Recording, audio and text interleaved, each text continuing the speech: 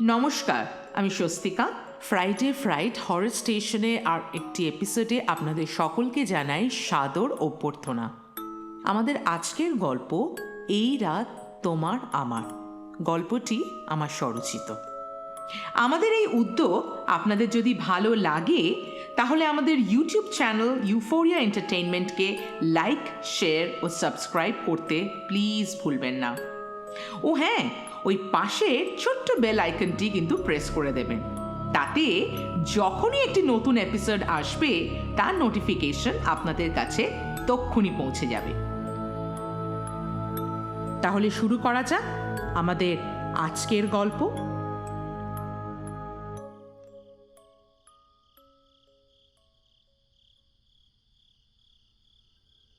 প্রতি রাতের মতো আজও ছাদে উঠে এসেছে আনন্দী। গত 2 বছর যাবৎ রাতগুলো বলতে গেলে সে প্রায় এখানেই কাটিয়ে দিয়েছে। ছাদে এলেই একটা শীতল হাওয়ার স্রোত প্রায়শই তার কপাল ছুঁয়ে বেরিয়ে যায় রোজ। তাতে অবিকল পরিচিত কোনো হাতের নরম স্পর্শ যেন খুঁজে পায় আনন্দী। অদৃশ্য কার বাহুর ডোর যেন পরম আন্তরিকতায় জড়িয়ে ধরতে চায় ওকে। আর এই ছোঁয়াটুকুই যেন লরাজেপামের মতন কাজ করে ইনসমনিয়াক আনন্দীর জীবনে। গভীর ঘুম পায় তখন ওর। প্রায় দিন রাতেই আচ্ছন্ন হয়ে এই ছাদের মেঝেতে কখন যে মেয়েটা ঘুমিয়ে পড়ে টেরও পায় না কেউ। তবে আজ মনে হয় তেমন কিছু হয়তো ঘটবে না, কারণ প্রকৃতি হঠাৎ আজ অন্য রূপ নিয়েছে। সকাল থেকেই বড্ড গরম আজ। কে জানে, প্রকৃতিরও হয়তো অভিমান জমেছে অনেক। তাই সেই সন্ধ্যে থেকেই বৃষ্টি মুখর চতুর্দিক। ছাদের ঠিক মাঝখানে গিয়ে বসে পড়ে আনন্দী। তার মনে পড়ে যায় লুকিয়ে বৃষ্টিতে ভিজছিল বলে কতই না বকা দিয়েছিল শুভ ওকে একদিন। আর বকা খাওয়ার পর 2 দিন মুখ ফুলিয়ে একেবারে বসেছিল আনন্দী। শুভর সঙ্গে একটাও কথা বলেনি। তার মান ভঞ্জনের জন্য শুভর সে যে কত সাধ্য সাধনা। এমন আরও কত শত ঝাপসা স্মৃতিরা একে একে ঘিরে ধরেছে আনন্দীকে আজ। দুষ্টু মিষ্টি সব স্মৃতিরা। তাই তার চোখেও মুহুর্মুহু বর্ষার বাড়িধারা নামছে। অঝোর ধারায় চোখের জল তার সর্বাঙ্গ, তার সারাটা অস্তিত্বকে যেন ভিজিয়ে দিয়ে অবিরাম ধারায় বয়ে চলেছে। অনু। অতি পরিচিত এই ডাক শুনে চমকে ওঠে আনন্দী। না না, ঠিক চমকে নয়, বরং উন্মুখ হয়ে ওঠে একেবারে।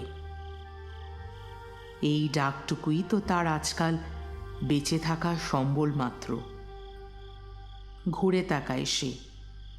না, ভুল সে শোনেনি।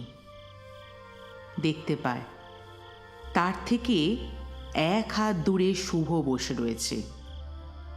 অপলোক দৃষ্টিতে তার দিকে এক দৃষ্টিতে তাকিয়ে।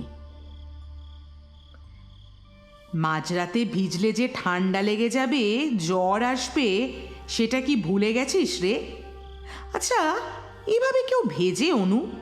হুশ দিশা সবে কি লোপ পেয়েছে রে তোর? বয়স তো মনে হচ্ছে দিন দিন উল্টো দিকে হাঁটছে। তুই তুই সত্যি এসেছিস শুভ? কি করব বল, না এসে কি উপায় আছে? 2 বছর পেরিয়ে গেল ম্যাডাম।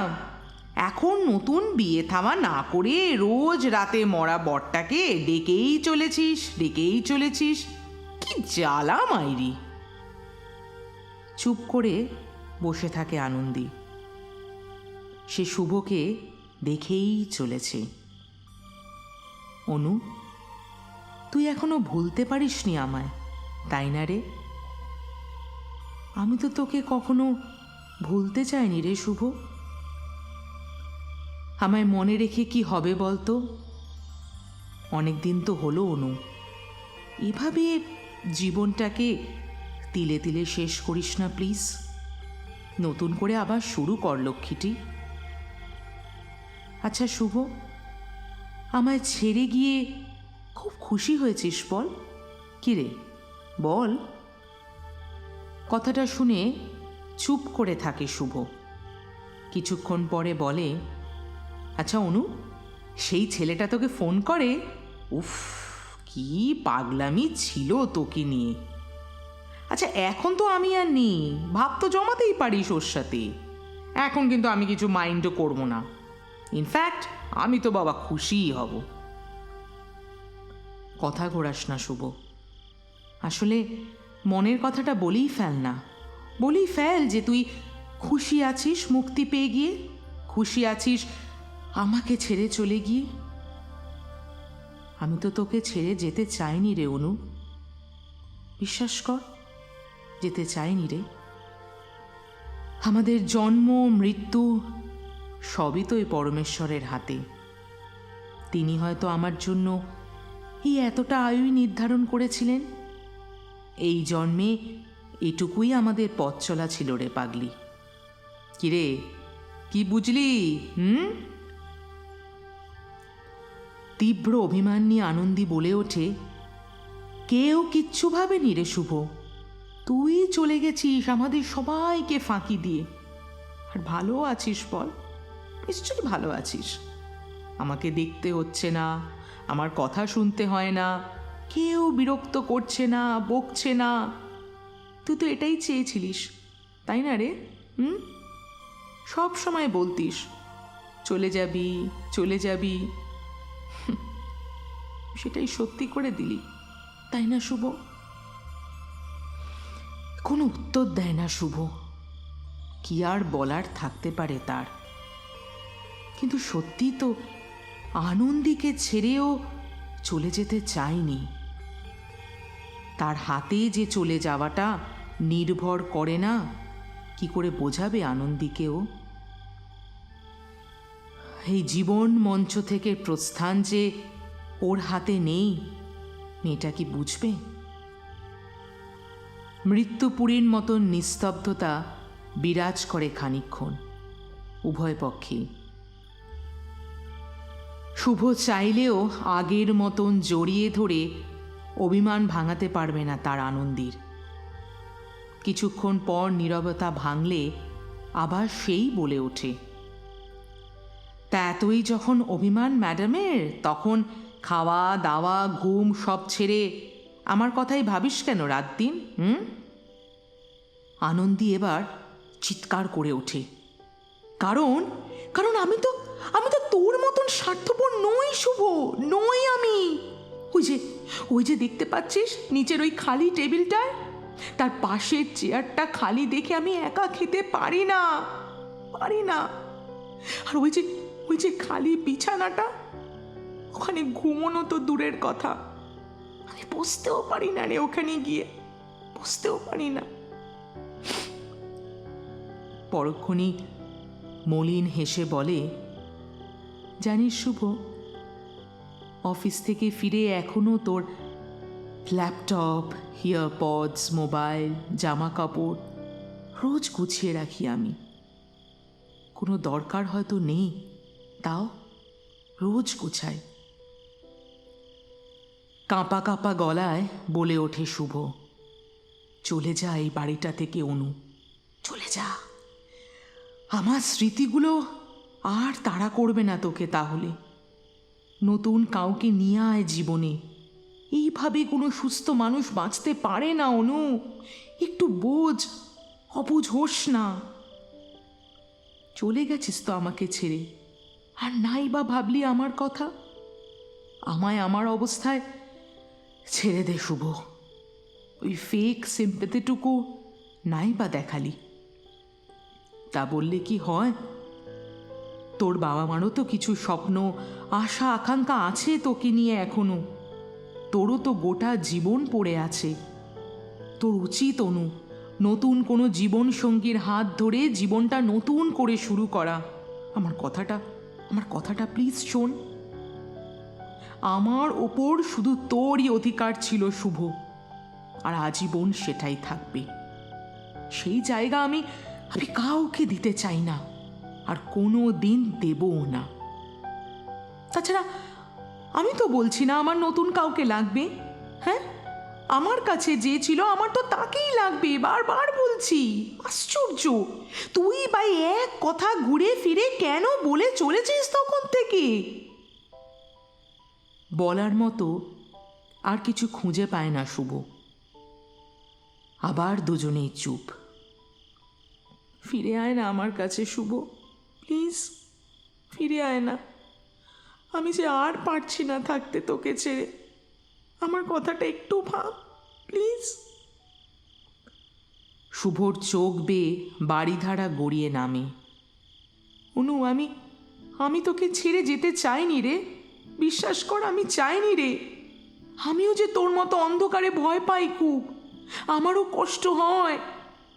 আমি দূর থেকে রোজ দেখতে পাই তোকে, যখন তুই আমার জন্য একা ঘরে বসে কাঁদিস ফুপিয়ে ফুপিয়ে। আমি চাই রে, আমি চাই, বিশ্বাস কর, এক ছুটতে এসে তোকে জড়িয়ে ধরতে। যখন কেউ তোকে কষ্ট দেয়, দুঃখ দেয়, অবহেলা করে, মনে হয় গিয়ে একেবারে শেষ করে দিই তাকে। কিন্তু বিশ্বাস কর, চাইলেও এই অদৃশ্য সীমারেখা পেরিয়ে সবসময় আমি আসতে পারি না তোর কাছে। তবে এতদিন পর আজ কি করে এলি শুভ? জানি না অনু, আমি রোজের মতোই তোকে দেখতে এসেছিলাম। হয়তো তোর তীব্র আহ্বান ভগবান শুনতে পেয়েছিলেন, তাই শেষবারের মতন তোর কাছে নিয়ে এসেছেন আমায়। কিন্তু এবার আমায় এক অদৃশ্য সুতো বলে কেউ টানছে রে। আমায় ওরা ডাকছে অনু। সময় ঘনিয়ে এসেছে, এবার সত্যি সত্যিই যেতে হবে আমায়। কথা দে আমায়, তুই মন শক্ত করে এগিয়ে যাবি এবার। আনন্দী বলে ওঠে, না না, আমি আর তোকে যেতে দেব না, আমি তোকে যেতে দেব না শুভ। বলেই জাপটে জড়িয়ে ধরতে উদ্যত হয় শুভকে। কিন্তু না, পারে না। হাজার চেষ্টা করেও শুভকে ছুঁতে পারে না আনন্দী। ঠিক যেন কোনো বায়বীয় উপাদান সে। দুজনে খুব কাছাকাছি নীরবে দাঁড়িয়ে থাকে। দূরে কার যেন বাড়ি থেকে রেডিওতে ভেসে আসে একটা সুর।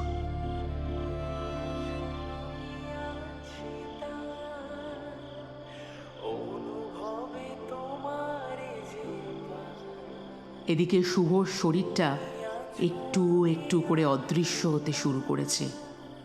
আনন্দী প্রবলভাবে আটকাতে যায় তাকে, কিন্তু বারবার ব্যর্থ হয় সে। ভালো থাকিস অনু, পারলে আমায় ভুলে যাস। আমি দূর থেকে দেখব তোকে, রোজ, প্রত্যেক মুহূর্তে, তোর সমস্ত কাজে, তোর সকল প্রাপ্তি অপ্রাপ্তিতে, তোর সুখে, তোর দুঃখে, তোর শিরায় উপশিরায় ধমনীতে, তোর রক্তে, তোর শরীরের ঘামে, তোর চোখের জলে, তোর গালের ওই টোল পড়া মিষ্টি হাসিতে। আমি মিলে মিশে একাকার হয়ে থাকবো অনু, কথা দিলাম অনু।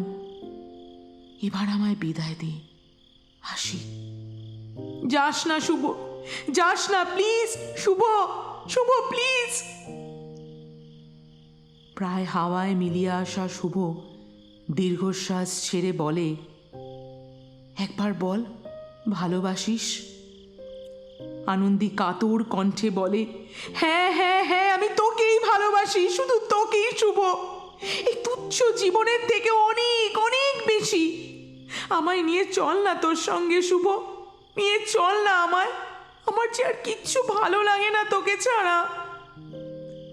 আমিও তোকে খুব ভালোবাসি অনু, খুব খুব। আর তাই তো চাই আমাদের এই ভালোবাসাটাকে বাঁচিয়ে রাখার স্বার্থে তোকে বাঁচিয়ে রাখতে।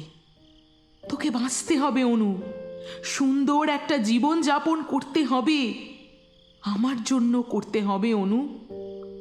আর যেদিন আমার কাছে আসার সময় হবে আমি ঠিক আসবো তোর কাছে, কথা দিলাম। আমি আসবো অনু, আমি ঠিক আসবো। আমি আমি কথাটা আর শেষ করতে পারে না শুভ, সম্পূর্ণভাবে হাওয়ায় মিলিয়ে যায় এবার তার বায়বীয় দেহ। বৃষ্টি ততক্ষণে থেমে গিয়েছে, সেই পরিচিত ঠান্ডা হাওয়া আবার কপাল ছুঁয়ে যাচ্ছে আনন্দীর। ওভাবেই ছাদে শুয়ে পড়ে সে। এবার খুব ঘুম পাচ্ছে তার, গভীর ঘুম, ভীষণ ঘুম পাচ্ছে। Friday, Horror Station, Suspense.